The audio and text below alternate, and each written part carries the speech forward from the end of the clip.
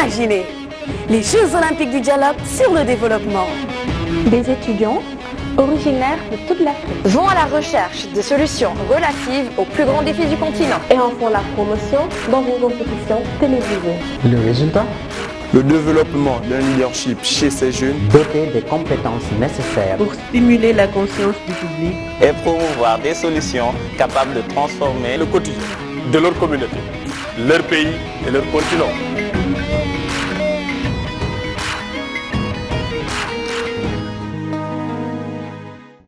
En première, rencontre la 16e, la deuxième rencontre la 15e, la troisième rencontre la 14e, la quatrième rencontre la 13e, la cinquième rencontre la 12e, la sixième rencontre la 11e, la septième rencontre la 10e et pour finir, la 8e rencontre la 9e. Aujourd'hui, l'Université Gaston Berger de Saint-Louis, nos vainqueurs de la première édition, classés en 3e position, rencontre ESUP Dakar en 14e position sur la thématique de l'art et culture. Suivront l'Université Alioune Diop de Bombay en 6e place et le numéro 11, Subdeco, qui s'affronteront sur la question du tourisme.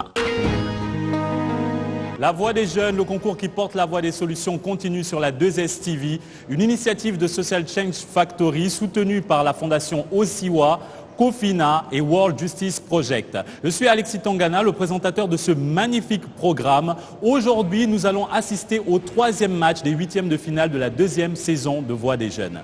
Nos deux équipes sont déjà installées confortablement et elles sont prêtes à donner le meilleur pour accéder au quart de finale. Mesdames et messieurs, chers invités, je vous demande d'accueillir chaleureusement et sous vos applaudissements UGB, l'Université Gaston Berger de Saint-Louis et ESUP Dakar, l'École supérieure de commerce et de gestion.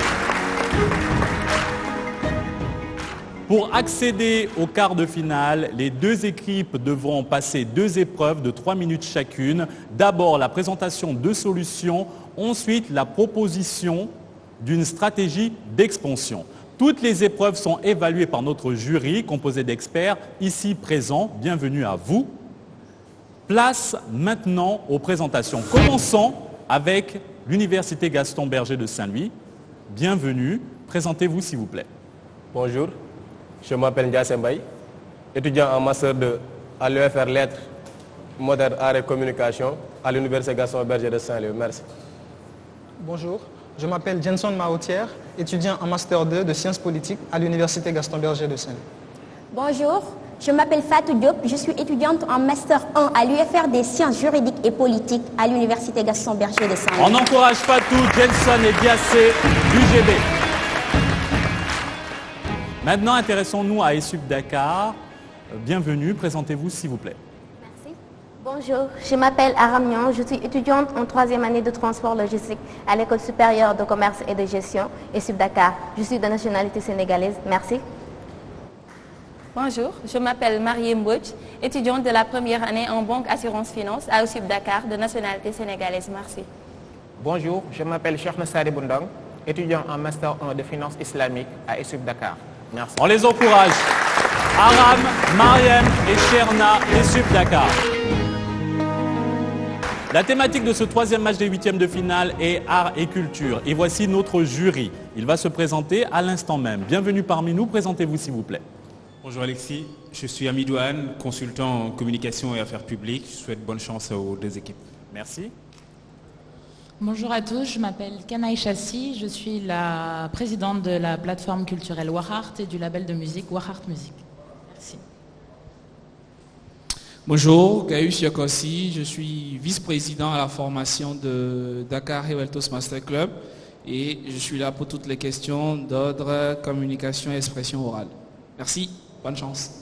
Merci pour votre participation et implication personnelle à ce concours. Dans quelques instants, les épreuves. Mais avant, regardons ensemble cette petite présentation sur le thème de ce match, art et culture. A tout de suite. Art et culture. Art et culture. Et culture et l'art. Nous naissons, vivons et grandissons en consommant notre nature conformément à notre culture. L'art reflète nos sociétés à travers nos pensées, visions et idées. La culture est l'ensemble des traits distinctifs, spirituels et matériels, intellectuels et affectifs, caractérisant nos sociétés. L'art et la culture africaine ont longtemps occupé une place de choix dans le monde.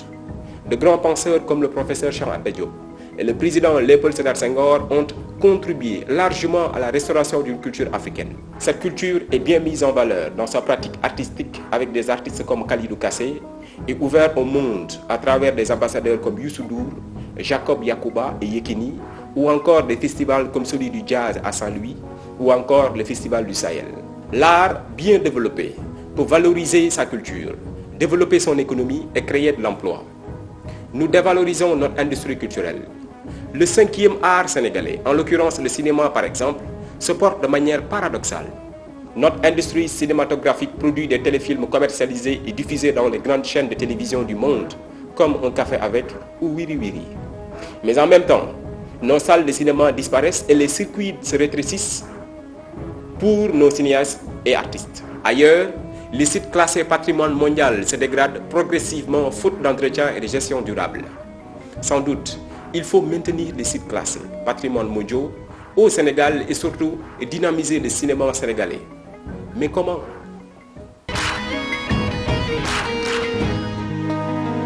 Commençons tout de suite la première épreuve avec ESUP Dakar, l'École supérieure de commerce et de gestion. Quelle est la problématique sur le thème art et culture que vous avez choisi?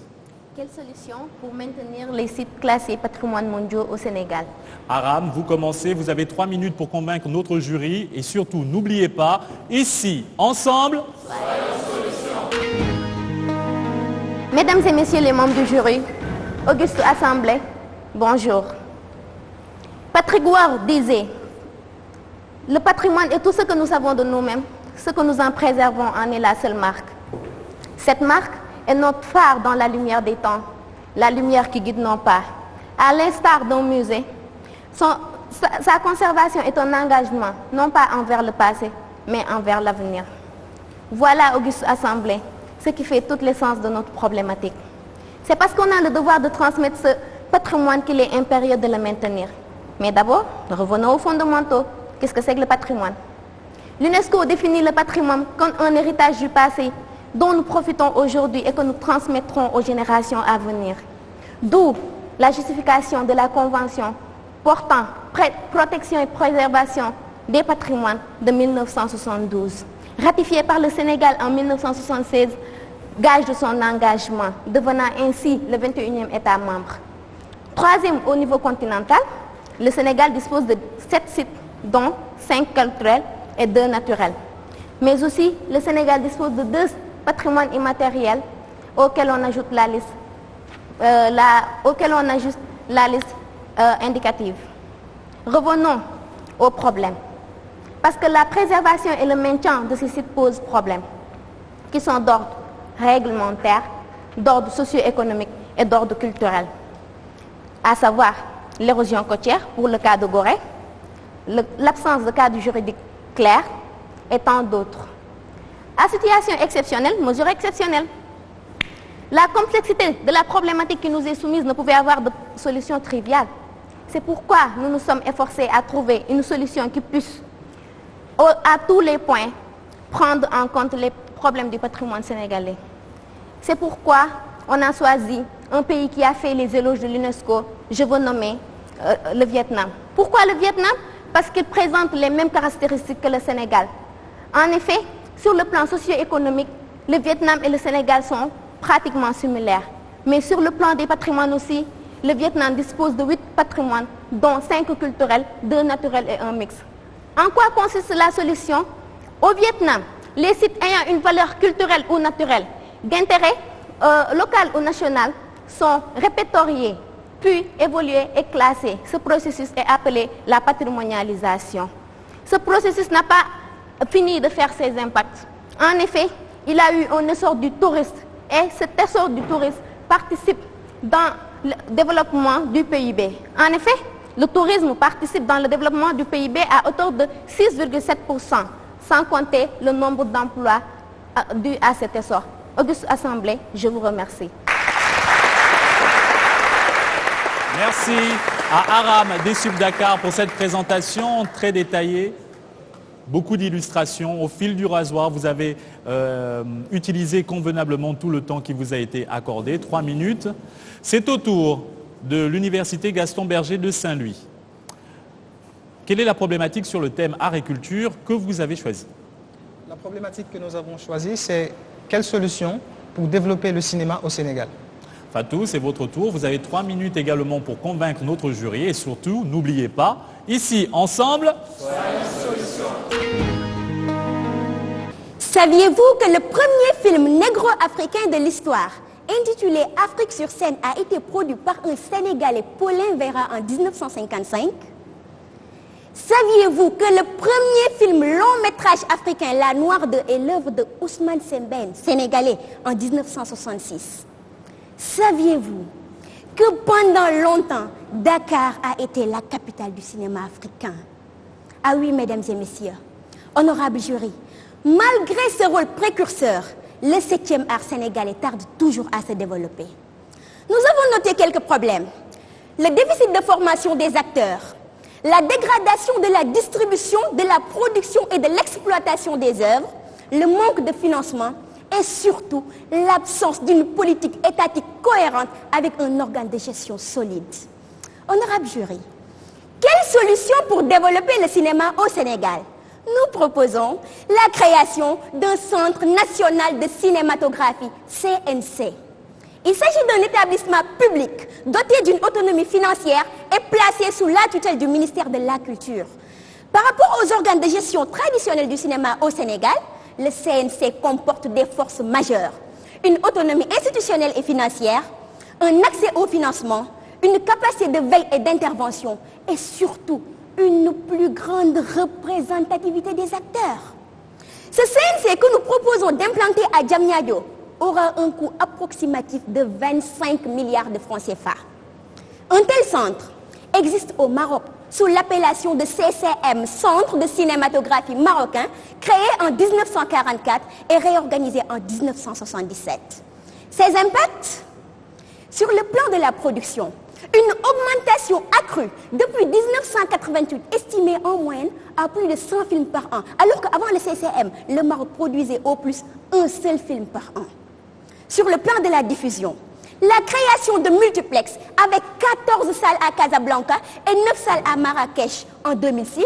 De plus, l'organisation de plus de 52 festivals par an. Prenons le plan socio-économique. 70 milliards de francs CFA ont été investis en 2014. De plus, les recettes sur les salles ont été augmentées de 25 milliards de francs CFA. Le domaine touristique. Pendant une basse saison, plus de 2000 chambres étaient occupées et plusieurs dizaines de milliers de jeunes ne sont plus au chômage grâce au CCM. Chers jury, ce CCM fera du Sénégal une véritable industrie cinématographique qui pourra concurrencer le Maroc et le Nigeria et participer ainsi au rayonnement culturel de notre chère patrie. Je vous remercie.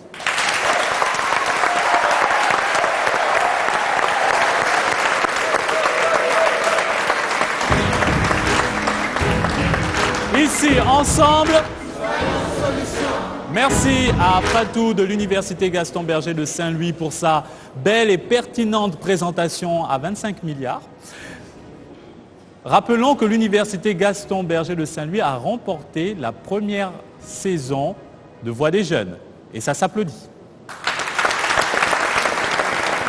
Dans quelques instants, la deuxième épreuve, mais à ceux qui nous suivent à travers leur écran, merci à vous d'être aussi nombreux à nous suivre et aussi à nous soutenir en ligne, vous les internautes, avec le hashtag Soyons Solutions, avec lequel vous pouvez retrouver toutes les activités liées à Voix des Jeunes. N'oubliez pas aussi qu'il y a une collecte de fonds organisée cette année par Social Change Factory. Pour plus d'informations, vous pouvez vous rendre sur la page Facebook de Voix des Jeunes et avec le hashtag BeederDennis avoir plus d'informations sur cette collecte de fonds. On se retrouve tout de suite pour la deuxième épreuve. La Voix des Jeunes continue. Troisième match des huitièmes de finale de cette deuxième saison entre UGB et ESUP Dakar. La proposition de stratégie d'expansion, des solutions proposées précédemment. On commence avec ESUP Dakar. Vous avez également 3 minutes pour convaincre notre jury C'est la deuxième et dernière épreuve. Il faut tout donner. Une place en quart de finale vous attend. C'est à vous. On les encourage. Mesdames et messieurs, chers membres du jury, bonjour. Un pays n'est que ce que sa culture a fait de lui, mais il ne sera que ce qu'il en fait. Le Vietnam, avec sa patrimonialisation, en est la preuve parfaite. Il est passé du statut de pays fermé et en guerre à celui de pays très ouvert et apprécié. Le Sénégal peut s'inscrire sur cette lancée, mais fait face à de nombreux problèmes tels que l'obsolescence du cadre juridique avec la loi 71-12 qui ne reconnaît même pas la notion de patrimoine. Imaginez, Gorée et Saint-Louis, qui sont des fiertés nationales, mais aussi internationales, ne font même pas l'objet d'un statut spécial. Ensuite, le manque de moyens et d'instruments de mise en œuvre. Et plus grave, messieurs, la démission ou la non-implication des populations dans les stratégies. Quelles sont les mesures à prendre pour y remédier? Dans un premier temps, créer un cadre juridique adapté. Dans un second temps, créer un cadre opérationnel efficace avec un personnel approprié. Troisièmement, trouver des sources de financement innovantes. Et quatrièmement, et non la moindre, une volonté ferme politique de l'État et une implication des populations. L'objectif visé est de faire du Sénégal et de bâtir autour de notre patrimoine classé un tourisme dynamique et durable. Quelles sont les actions à entreprendre pour cela? Dans un premier temps, créer une nouvelle législation qui abroge celle de 1971 et reconnaît la notion de patrimoine national qui devient automatiquement une propriété exclusive de l'État. Dans un second temps, prévoir dans cette loi une disposition portant création de l'agence nationale, l'agence sénégalaise pour la promotion du tourisme et du patrimoine classé. Dans un troisième temps, prendre des mesures spécifiques à chaque site pour réguler l'activité qui s'y fait. Dans un second temps, établir un nouveau cadre d'opérationnalisation en faisant érectionner dans les centres culturels des centres spécialisés comme c'est le cas au Mali. Mesdames et messieurs, ces centres spécialisés auront pour mission de développer et d'enseigner la science de maintien des sites et de gérer les sites. La gestion quotidienne cependant de chaque site se fera avec l'implication des différentes parties prenantes, que sont la direction du patrimoine culturel, les centres spécialisés, les comités populaires et les ASC. Mesdames et messieurs, dans un troisième temps, l'agence pourra se charger de valoriser les sites, de connivence avec la direction du patrimoine et ayant comme relais puissants les centres spécialisés, les comités populaires ainsi que les ASC qui interviennent directement sur les sites.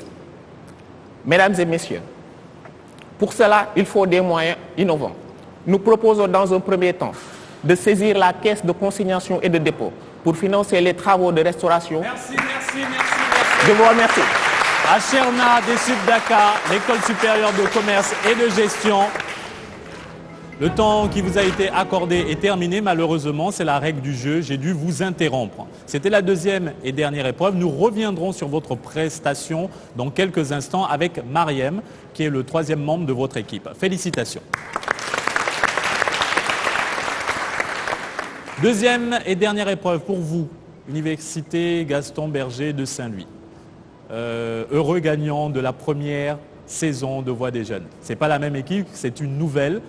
J'espère que vous pourrez réitérer cet exploit, nous l'espérons tous, mais face à vous, vous avez des challengers très qualifiés et qui sont également déterminés à obtenir leur billet pour les quarts de finale. Vous avez également 3 minutes pour convaincre notre jury. C'est à vous, vous devez proposer votre stratégie d'expansion. Ndiassé, allez-y. La stratégie d'expansion que nous proposons s'appuiera sur 6 points. Une étude factuelle qui consiste à faire l'état des lieux du cinéma en s'interrogeant sur toutes les étapes de la chaîne de production afin d'avoir une vision claire du secteur. Une démarche inclusive prônant une large concertation avec tous les acteurs afin de favoriser leur implication dans l'élaboration et la mise en œuvre de la politique du 7e art. Dans le domaine de la formation et de la recherche, il conviendra de mettre en place une institution de formation dans tous les secteurs du métier du cinéma répondant aux normes internationales. En ce qui concerne le financement, il conviendra d'aller au-delà des subventions étatiques vers le renforcement du partenariat public-privé, mais aussi booster le fonds de promotion de l'industrie cinématographique et audiovisuelle FOPICA par des prélèvements sur les appels téléphoniques, les taxes de diffusion de films dans les télévisions et sur la contribution citoyenne. Ainsi, le marketing et la communication permettront de sensibiliser les populations sur les dangers du piratage en les incitant à consommer le cinéma local, mais aussi de promouvoir les œuvres après leur production. Par ailleurs, l'instauration d'un cadre institutionnel et juridique permettra d'avoir une administration forte, autonome, représentative, qui passe notamment par la réactualisation de la loi 2002-18 du 15 avril 2002 portant organisation des activités de production, d'exportation et de promotion cinématographique et audiovisuelle. Cher public, honorables membres du jury, cette solution, intitulée le CNC, si elle est appliquée suivant la stratégie que nous avons proposée, permettra au cinéma sénégalais de sortir la tête de l'eau. À cet effet, d'ici à 2020, on pourra passer de 5 à 20 festivals par an. De plus, les 5 à 6 longs métrages produits par année pourraient augmenter de 30%. Cher public, honorables membres du jury, le cinéma est la matrice sur laquelle les sociétés contemporaines se pensent, se projettent, rejouent leur histoire, leurs expériences singulières, leurs angoisses et leurs espoirs. Et ceci, des pays comme le Maroc, les États-Unis, l'Inde l'ont compris dès le départ. Il est un outil incontournable pour inculquer des valeurs identitaires au peuple.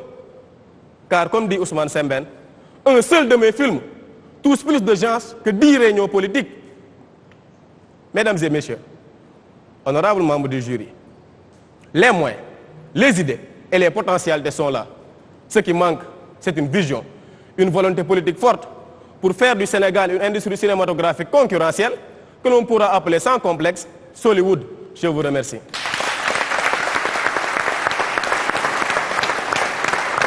Merci Anne Diassé pour cette belle et passionnante présentation. Dans quelques instants, nous aurons l'appréciation et la décision finale du jury pour savoir quelle équipe rejoindra les quarts de finale. Mais revenons sur les différentes prestations. Commençons avec ESUP Dakar. Mariem, quelle est votre impression suite à la prestation de votre équipe? Tout d'abord, permettez-moi de transmettre mes salutations les plus chaleureuses à ces membres du jury ainsi qu'à toute l'assistance. Bon, tout ce que je tenais à vous dire, c'est qu'aujourd'hui, c'est la journée du patrimoine africain. Et dans la même occasion, on est dans le cadre de la biennale qui est la Festival Dakar. Donc je me dis que l'occasion ne pouvait être plus symbolique et plus précieuse pour vous présenter notre solution afin de promouvoir notre culture, mais aussi de développer notre art. C'était ESUP Dakar, l'école supérieure de commerce et de gestion. Maintenant, les impressions suite à la prestation de l'Université Gaston Berger de Saint-Louis avec Jenson. Qu'en pensez-vous? D'abord, je tiens à saluer mes camarades de l'ESUP Dakar et saluer mes coéquipiers pour leur très belle prestation. Leur prestation pourrait être appréciée par moi, je dirais, dans la forme et dans le fond. Dans la forme, je pense qu'ils ont su délivrer le message parce qu'après nos recherches qu'on a su effectuer, rencontrer des experts dans le domaine et comme eux aussi, nos camarades l'ont fait. Donc nous pensons que le CNC, le Centre national de cinématographie, est la solution idoine pour pouvoir développer le cinéma au Sénégal. Et dans le fond aussi, nous pensons que leur solution a été bien présentée et la stratégie d'expansion très bien présentée. Donc je félicite mes coéquipiers ainsi que mes camarades de l'ESUP Dakar. Merci.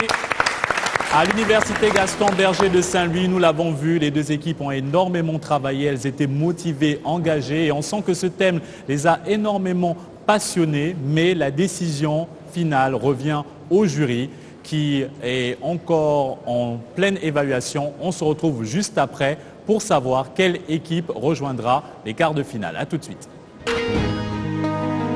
C'est la fin. Nous attendons maintenant les appréciations et la décision finale du jury pour ce match magnifique auquel nous venons d'assister entre ESUP Dakar et l'Université Gaston Berger de Saint-Louis.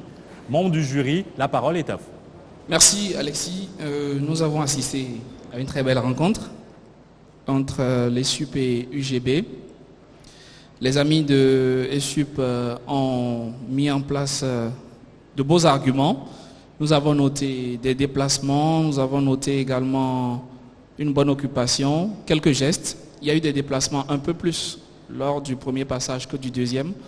Et c'est quelque chose à améliorer. La voix était un peu monocorde. C'est-à-dire que lorsque vous parlez, il faut pouvoir faire varier votre voix. Et cela a un peu manqué. Pour mes amis de UGB, c'était assez intéressant dans l'ensemble. Il y a eu, au niveau du premier passage, j'ai apprécié l'entrée qui était une entrée très forte, très captivante. Il y avait la voix, il y avait le sourire, il y avait le déplacement, il y avait la gestuelle, il y avait ces faits, cette introduction qui est très bien choisie, cette variété vocale. C'était assez intéressant. Ce qu'il faudrait faire, c'est insérer un peu plus de pauses et revoir un peu le débit de la voix. Et également, les fins de phrases avaient tendance à être avalées. Vous savez ce que vous dites, nous ne le savons pas. Donc, il faut pouvoir parler aussi fortement en début qu'en fin de phrase. Donc par rapport à ESUP et à la problématique qui a été abordée, j'ai trouvé ça très intéressant et on voit que vous avez cherché des solutions. Malheureusement, j'ai trouvé que la solution n'était pas bien exposée. Il reste quoi. J'ai notifié une moins bonne maîtrise du sujet et de sa problématique que l'équipe adverse. Concernant Gaston Berger, vous êtes de Saint-Louis en plus, donc Saint-Louis, la ville du cinéma, donc j'ai trouvé intéressant d'avoir cette présentation. On voit que vous maîtrisez votre sujet, vous avez eu vous nous avez transmis ça correctement et donc je pense que c'est positif. Merci. Quelques remarques très rapidement pour ESUP sur la solution. Bel état des lieux, vraiment, très bonne démarche, très bon diagnostic, avec notamment aussi l'exemple du Vietnam qui ressemble beaucoup au Sénégal, c'est intéressant. J'ai attendu la solution jusqu'à la fin. Je l'attends encore. Voilà. Vous avez commencé avec du potentiel et vous êtes resté à la fin sur la solution du potentiel encore. Voilà. Alors pour l'UGB, l'état des lieux, à contrario, a été très faible, mais excellent choix sur le Maroc. Exemple très intéressant avec des chiffres, notamment sur l'apport concret du CNC marocain, avec des données chiffrées, c'était très bien. Sur la stratégie d'expansion pour les deux équipes, je joins mes remarques aux deux équipes, c'était très intéressant, la démarche était cohérente, elle était claire. On voyait que vous saviez ce que vous vouliez dire et vous l'avez dit. Bon, je ne reviens pas sur le style, Gaius l'a dit de façon très juste. Il y a eu aussi beaucoup d'idées innovantes, donc c'était très intéressant, vraiment le deuxième passage des deux équipes cumulées. Bon, cher Alexis, je m'en vais, après ces remarques, donner les résultats du jury. Bon, la première équipe a un total de 68 sur 120 et la deuxième a un total de 96 sur 20. Donc au terme de ce match, l'UGB sort vainqueur. Qui rejoint les quarts de finale. Félicitations. Vous commencez très bien cette nouvelle saison de Voix des Jeunes, mais on félicite avec le public, avec vos encouragements, ESUP Dakar pour sa magnifique présentation. Il manquait peut-être quelques informations à approfondir le sujet, mais nous savons que vous avez vécu une magnifique expérience au sein de cette aventure Voix des Jeunes. On espère vous revoir la saison prochaine, peut-être. La Voix des Jeunes, c'est tout pour ce troisième match. Le grand vainqueur de ce troisième match est l'Université Gaston Berger de Saint-Louis. On remercie les membres du jury pour leur appréciation et leur décision. Amidou, Aïcha et Gaius, sous vos applaudissements s'il vous plaît. On se retrouve très prochainement pour le quatrième match des huitièmes de finale. J'invite les équipes à se saluer.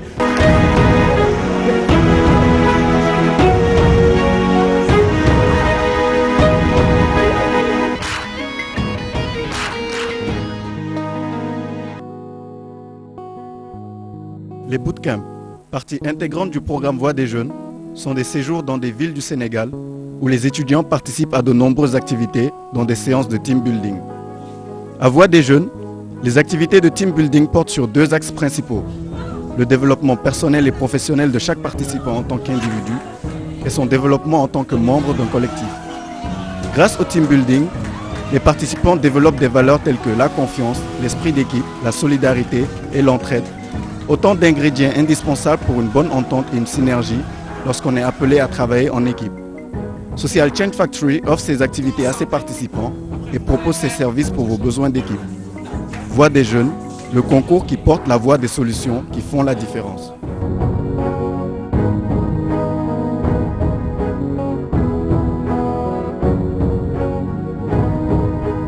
Cher public, merci d'être avec nous aujourd'hui. Des applaudissements pour vous et pour nos participants.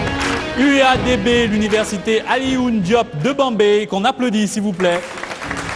Et Subdeco, l'école supérieure de commerce de Dakar. Ces 2 équipes sont ici pour une place en quart de finale. 2 épreuves de 3 minutes les attendent. La présentation de solutions et la stratégie d'expansion. Toutes les épreuves sont évaluées par un jury composé d'experts ici présents. Messieurs, bienvenue. Passons tout de suite aux présentations. On commence avec UADB. Bonjour, présentez-vous s'il vous plaît. Bonjour à tous, je me nomme Daniel Namarini Mendy, étudiant en licence 3 économie appliquée à l'université Alioune Diop de Bambey. Je suis sénégalais, merci. Bonjour, je me nomme Ahmed Diop, je suis étudiant en licence 3 économie appliquée à l'université Alioune Diop de Bambey, à l'UFR économie, management et ingénierie juridique. Je suis de nationalité sénégalaise, merci. Bonjour, je me nomme Deynogué Babel Sow, étudiante en licence 2 en ingénierie juridique à l'université Alioune Diop de Bambey. Je suis de nationalité sénégalaise. Merci. On encourage Babel, Ahmed et Daniel de UADB. Place à Subdeco. Bienvenue. C'est Amina Lo, Master of Science, Audit et Contrôle de Gestion à l'école Subdeco, Dakar. Bonjour, Cheikh Goumbala Touré, Master Droit des Affaires et Fiscalité, Subdeco Dakar. Bonjour, je m'appelle Aïssata Kouroukan, je suis étudiante en 2e année à l'école supérieure de commerce de Dakar. Merci. On encourage Amina Cher et Aïssata de Subdeco. La thématique de ce 7e match, les 8e de finale de la Voix des jeunes est le tourisme. Intéressons-nous maintenant aux membres du jury. Messieurs, bienvenue. Présentez-vous s'il vous plaît. Bonjour Alexis, je suis Amidou Anne, consultant en communication et affaires publiques. Je souhaite bonne chance aux 2 équipes. Bonjour, je suis Mamoudou Daf, je suis ici au titre d'expert en planification et sur les questions d'économie touristique. Je souhaite un plein succès et du courage à tout le monde. Merci Gaius Yokossi, je suis formateur et coach en art oratoire, donc bon courage à toutes les 2 équipes. Merci pour votre participation et implication personnelle à ce concours. Avant de commencer la première épreuve, regardons tout de suite une petite présentation sur le thème de ce match, le tourisme. À tout de suite. Avec pas moins de 700 000 touristes par an, le Sénégal est la première destination en Afrique noire francophone avec un atout inestimable dans le secteur touristique.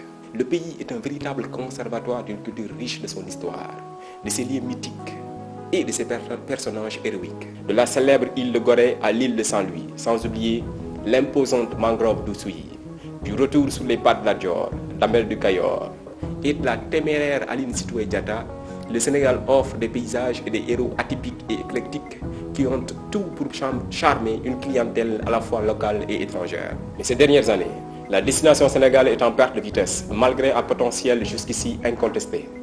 Le nombre de touristes diminue d'année en année et les raisons sont à chercher dans la cherté de la destination sénégalaise. L'augmentation du coût du voyage, la perte de vitesse du label Sénégal, les réformes gouvernementales ou encore les épidémies sanitaires en Afrique de l'Ouest constituent des freins à l'envol du secteur du tourisme au Sénégal. Et ailleurs, peu de Sénégalais font du tourisme local. Miser sur ce tourisme local au Sénégal et assurer un pari gagnant pour l'économie sénégalaise et contribuer à l'épanouissement des citoyens et rentabiliser des secteurs. Alors, quelle solution pour impulser le tourisme local et quelle solution pour rentabiliser davantage le tourisme sénégalais? Le 7e match, c'est tout de suite, mais avant de commencer la première épreuve, présentation de solutions, redonnons la parole au président du jury, M. Amidou Anne, pour plus d'informations sur le déroulement de ce match. Tout à fait, Alexis. Donc, les deux équipes seront notées sur deux séries de présentations. D'abord, une présentation qui fera le focus sur les solutions et une deuxième qui fera le focus sur les stratégies d'expansion. Donc, nous, les membres du jury, on va vous noter sur des choses différentes. Gaius va vous noter sur la communication, l'art oratoire, l'expression corporelle. Monsieur Daff, en tant qu'expert sur le sujet, va vous noter donc sur le fond. Les solutions que vous proposerez sont-elles applicables par rapport au contexte et par rapport aussi à l'expérience qu'il a engrangée dans le domaine. Et moi, je vous noterai sur la cohérence de la structure et de l'argumentaire. Et je vous donnerai à la fin le résultat final du match en ma qualité de président du jury. Et je vous souhaite à nouveau un très bon match. Merci, président du jury. Tout de suite, la première épreuve, présentation de solutions. Subdeco, quelle est la problématique sur le thème du tourisme que vous avez choisi? La problématique est la suivante. Quelle solution pour rentabiliser le tourisme au Sénégal? Amina, c'est à vous. Vous avez 3 minutes pour convaincre notre jury. D'après l'Organisation mondiale du tourisme, ce dernier est défini comme étant, je cite, les activités déployées par les personnes au cours de leur voyage et de leur séjour à des lieux situés en dehors de leur environnement habituel pour une période consécutive qui ne dépasse pas une année à des fins de loisirs et affaires et des motifs non liés à l'exercice d'une activité rémunérée dans le pays visité. Fin de citation. Deuxième source de devises après la pêche. Seconde pourvoyeuse d'emploi après l'agriculture. Le secteur du tourisme sénégalais rencontre de grandes difficultés. En effet, depuis les premières politiques sectorielles de 1970, au plan Sénégal émergent en 2014, notre cher pays n'en est toujours pas aux résultats escomptés. D'où la stagnation et le déclin du secteur. Quels sont donc les véritables freins au développement du tourisme sénégalais? Augustin Assemblée, savez-vous que sur les 300 milliards de recettes générées par le secteur, seuls 3 milliards sont alloués à la promotion du tourisme sénégalais? Or, l'Organisation mondiale du tourisme stipule dans sa charte que 3% des recettes générées doivent constituer le budget de promotion. Il y a donc problème avec une destination peu connue sur certains secteurs. On manque de formation, de qualification du personnel et au tourisme balnéaire, représentant 53% des recettes et qui rencontre d'énormes difficultés, notamment celles relatives à l'érosion côtière, montrent clairement que le tourisme est dans l'agonie. Mesdames et messieurs, vous conviendrez sûrement avec moi qu'il devient primordial de se poser cette question. Quelle solution pour impulser le tourisme sénégalais? Maroc, terre de lumière, une symphonie émotionnelle, la nature, les saisons, l'art, nous amène à la découverte d'un peuple et d'une culture dans l'ambiance réelle qui les baigne. Lancée dès janvier 2001 par le souverain Mohamed VI, la vision 2010 aura été la première ambition sectorielle de la décennie de 2001 et de 2010. Cette solution s'est basée sur deux axes stratégiques, à savoir l'investissement et la promotion. Elle fut un instrument irremplaçable d'aménagement et de développement régional qui valorise les territoires, les populations et les patrimoines et qui diffuse ses effets bénéfiques dans les endroits les plus reculés du royaume. Évidemment, mesdames et messieurs, cette solution a généré des impacts palpables, aussi bien sur le plan qualitatif que quantitatif. En effet, le nombre de touristes internationaux se rendant au Maroc est passé de 4 millions en 2001 à près de 9 millions en 2010, soit une croissance annuelle de 8,7%. Premier contributeur à la balance de paiement avec 440 milliards de dirhams, soit une croissance annuelle de 7,5%. Et deuxième contributeur au PIB national avec 60 milliards de dirhams entre 2001 et 2010, soit une croissance annuelle de 7,6%. Et tenez-vous bien, deuxième contributeur, créateur d'emplois avec 450 000 emplois directs. Par l'ambition, la cohérence et la pertinence de la vision de 2010, s'inspirer du modèle marocain pour rentabiliser le tourisme sénégalais. Merci Amina de Subdeco. Le temps qui vous a été accordé est terminé. J'ai dû vous interrompre. Merci pour cette présentation.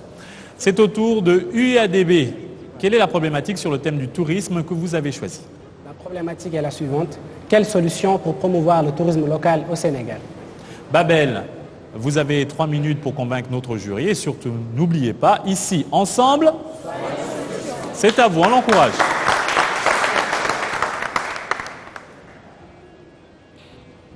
« 700 km de côte, plus de 3000 heures d'ensoleillement par jour, diversité culturelle, ethnique, religieuse, atouts naturels, faune, flore. Auguste Assemblée, chers membres du jury, bienvenue au pays de la Teranga. L'activité touristique liée à la spécificité d'une région, d'une commune, d'un village, bref, d'une partie délimitée de l'espace est nommée tourisme local. L'activité principale des habitants de Toubacouta dans le Sine Saloum était la pêche. Mais lorsqu'en 2004, un décret présidentiel fit des 76 000 hectares du bras de mer une aire marine protégée communautaire, la population a décidé de trouver une alternative.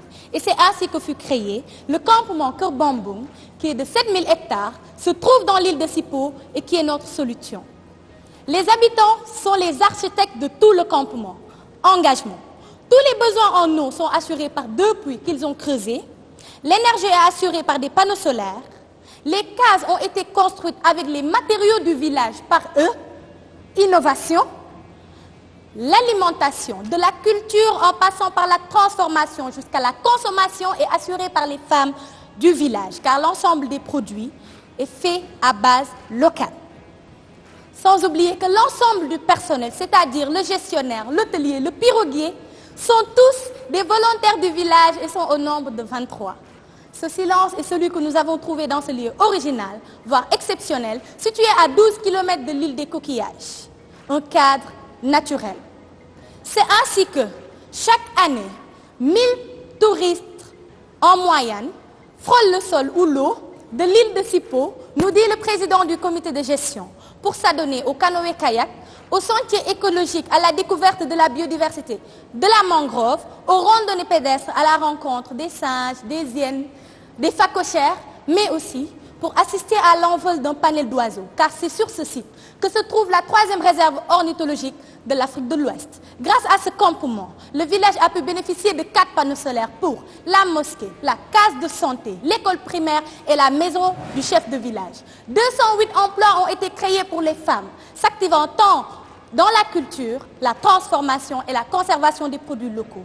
Chaque année, 10% des ressources du campement sont versées à la municipalité de Toubacouta. Et les volontaires voient leur niveau de vie s'améliorer, car recevant actuellement 2500 francs d'indemnité par jour par rapport à 500 francs lors de sa création. La création du village artisanal dans l'île de Sipo génère plus d'emplois. Laissez-moi vous amener avec le campement Keur Bamboum dans un somptueux environnement où les innombrables sons de Dame Nature éveilleront chacun de vos sens. Je vous remercie.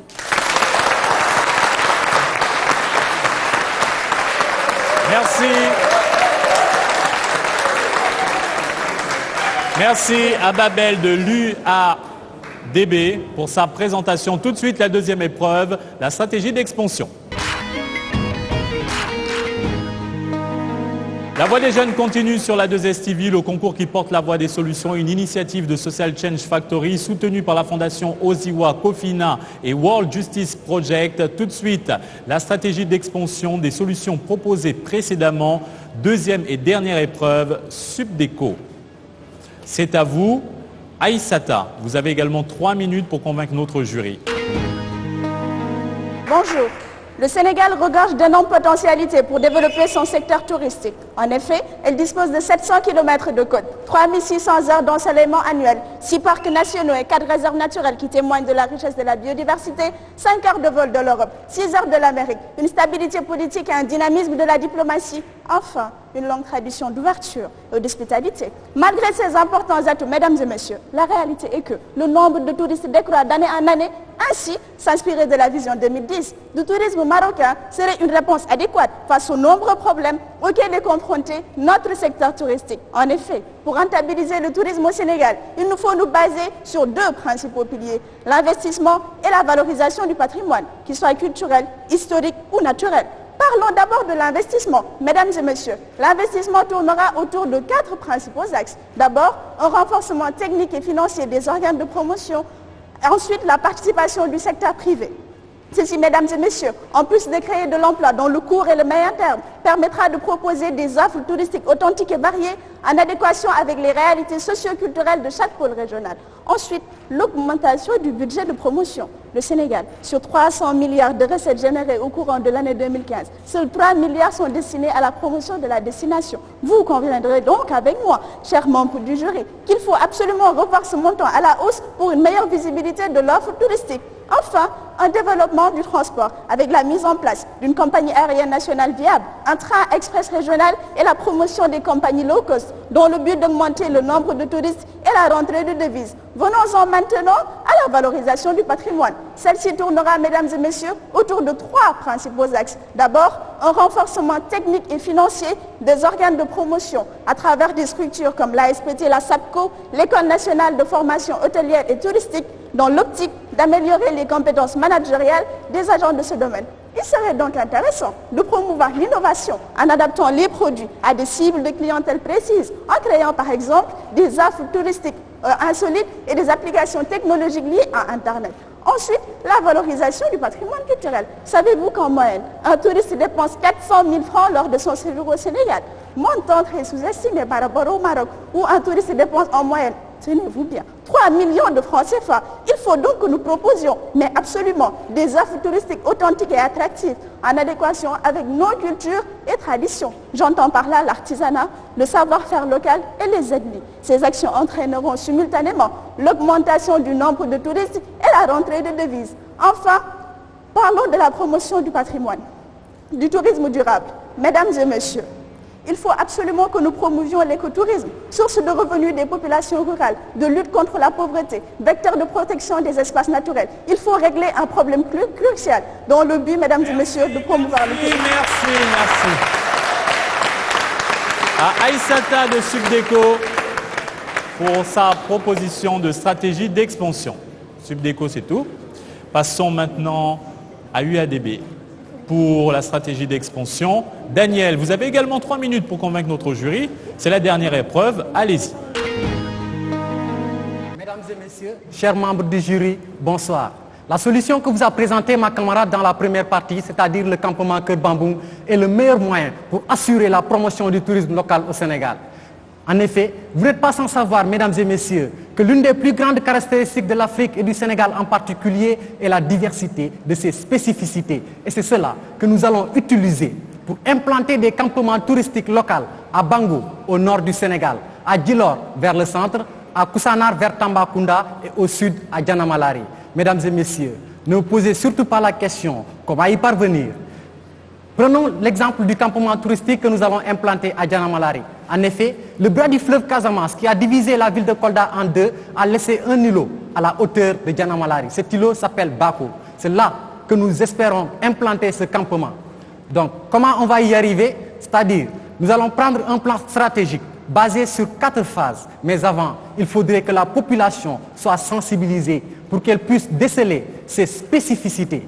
La première phase, ce sera la définition du cadre juridique, car c'est un élément important dans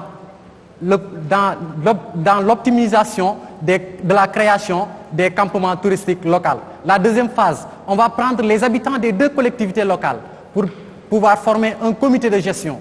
Dans la troisième phase, c'est la recherche des 7 millions nécessaires au financement de ce campement. Donc, on fera du crowdfunding. On fera cotiser 2000 francs à 2000 personnes qui nous donnera un montant total de 4 millions. Et le reste des 7 millions sera complété par les 2 collectivités locales. Donc, la 4e phase va consister la construction et la finition. Toute la construction se fera avec du bois et du tifa qui y est très présent en raison de la douceur de l'eau. Mesdames et messieurs, à la fin de tout ce processus, on obtiendra un campement touristique local avec 13 cases, 2 puits et un restaurant. Nous espérons atteindre la barre des 1000 touristes par an, une moyenne des nuitées de 2,5. Mais rien de tout cela ne peut y arriver sans une bonne stratégie de communication qui passera par les réseaux sociaux et un site internet avec un guide de bonne pratique. Mesdames et messieurs, la population verra son niveau de vie augmenter car l'ensemble du personnel sera constitué de volontaires et seront rémunérés en raison de 2500 francs par jour. Les collectivités locales n'en seront pas en reste car les bénéfices engrangés dans cette activité seront répartis entre elles et les populations elles-mêmes. Donc, j'aimerais dire pour finir à toutes les personnes qui aimeraient implanter cette solution dans leur localité que voici les clés de la réussite. Il s'agit de l'engagement, de l'innovation et du cadre naturel. Tenez-vous prêts, car personne ne peut mieux vendre les spécificités d'une localité que les populations qui y vivent. Et faire très attention dans l'utilisation des ressources présentes. Merci à Daniel du UADB.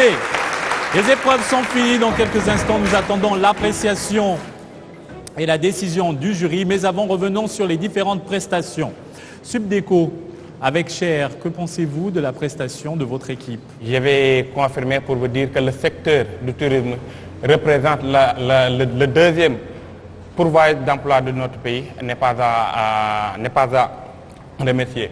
UADB maintenant, Ahmed, vos impressions suite à votre prestation? Pour notre part, je pense qu'ils ont bien respecté la consigne, c'est-à-dire qu'ils sont partis à la recherche de la solution à 12 km de la frontière gambienne. Au niveau de Toubacouta, ils nous ont montré un cadre somptueux.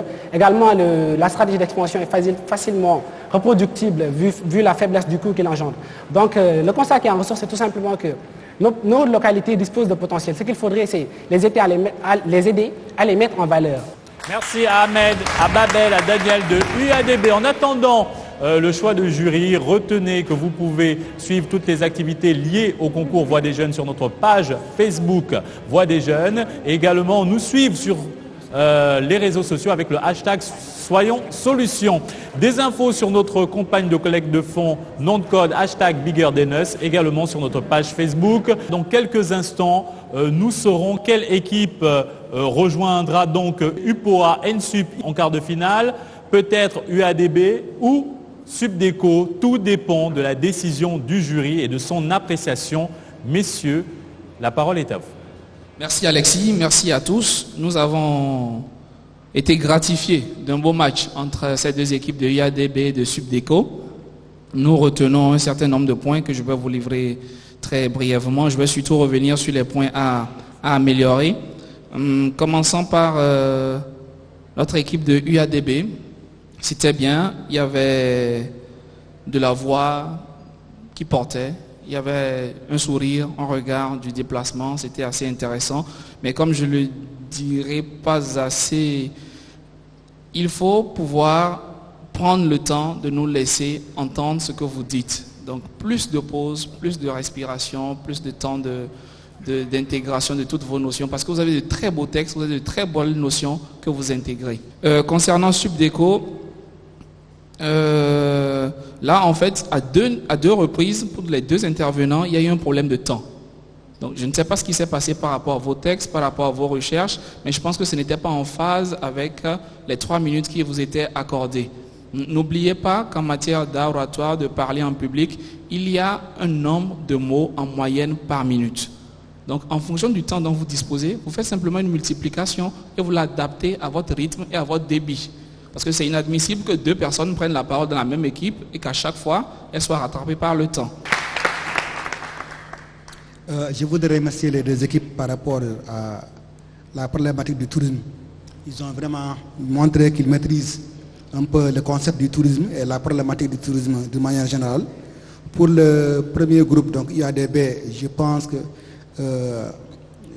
ils se sont trompés sur la définition du concept du tourisme en définissant les visiteurs, donc avec la durée et les déplacements, parce qu'il y a une moyenne, en fait il y a un minimum d'une nuitée qu'il faudra passer dans un lieu hors de l'établissement, hors de la zone résidentielle, pour qu'on puisse vous considérer comme touriste, et inférieur justement à une année. Par rapport à la deuxième équipe, donc au Subdeco, là, je pense qu'on a eu du mal à voir la transition entre les problèmes que vous décrivez dans le secteur touristique et l'exemple du Maroc. Véritablement, il n'y a pas eu de transition quelque part, et moi j'ai eu du mal à vous suivre. C'est à la solution que j'ai vraiment essayé de vous comprendre. Je pense que sur les solutions, ils ont proposé des solutions innovantes, toutes les deux équipes. Je voudrais vraiment vous les féliciter. Par contre, pour l'UADB, il fallait juste circonscrire le local sur le plan administratif. Soit c'est un village, soit c'est une commune ou un conseil départemental. Et ensuite pouvoir le répliquer ailleurs. Je pense aussi qu'il fallait s'inspirer des solutions qui existent au niveau national, s'inspirer des solutions politiques qui existent. Par exemple, je donnerai aujourd'hui un exemple du plan Sénégal émergent avec le programme le plan sectoriel de développement du microtourisme qui existe et qui finance des campements, des initiatives privées et des initiatives communautaires en matière de développement touristique. Ensuite, vous êtes au Sénégal, vous parlez de développement local. Dans le domaine du tourisme, l'exemple le mieux indiqué, c'est le tourisme rural intégré qui a été pratiqué en Casamance et qui a montré de bons résultats.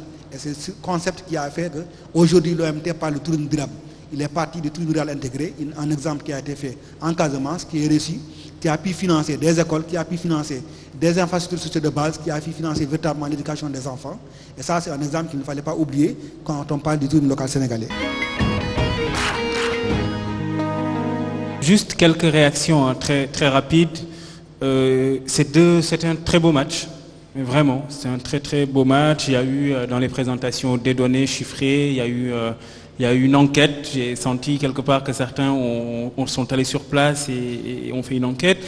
Alors, il y a eu une claire identification des solutions durables, des solutions pérennes et des solutions innovantes, et parfois même en termes de financement, des solutions alternatives, comme par exemple l'exemple du crowdfunding qui a été cité par quelqu'un. Alors, j'appelle juste votre attention sur deux points. Ne confondez pas impact et réalisation. C'est pas la même chose en fait. Les réalisations de certains projets et les impacts, c'est pas du tout la même chose. Vraiment un très beau match, je le répète, avec deux prestations de très haut niveau. Bon, je m'en vais donner maintenant les résultats. L'équipe de Subdeco totalise 74 points et l'université Alioune Diop de Bombay en a 84. Donc l'université sort vainqueur du match. Les quarts de finale de cette deuxième saison de Voix des Jeunes. Félicitations également à Subdeco pour sa participation et son engagement tout au long de cette compétition. Salutations. Retrouvez-nous sur les réseaux sociaux avec le hashtag Soyons Solutions et visitez notre page Facebook Voix des Jeunes. À bientôt. Imaginez les Jeux Olympiques du dialogue sur le développement. Des étudiants originaires de toute l'Afrique vont à la recherche de solutions relatives aux plus grands défis du continent et en font la promotion dans une compétition télévisée. Le résultat ? Le développement d'un leadership chez ces jeunes, dotés des compétences nécessaires pour stimuler la conscience du public et promouvoir des solutions capables de transformer le quotidien de leur communauté, leur pays et leur continent.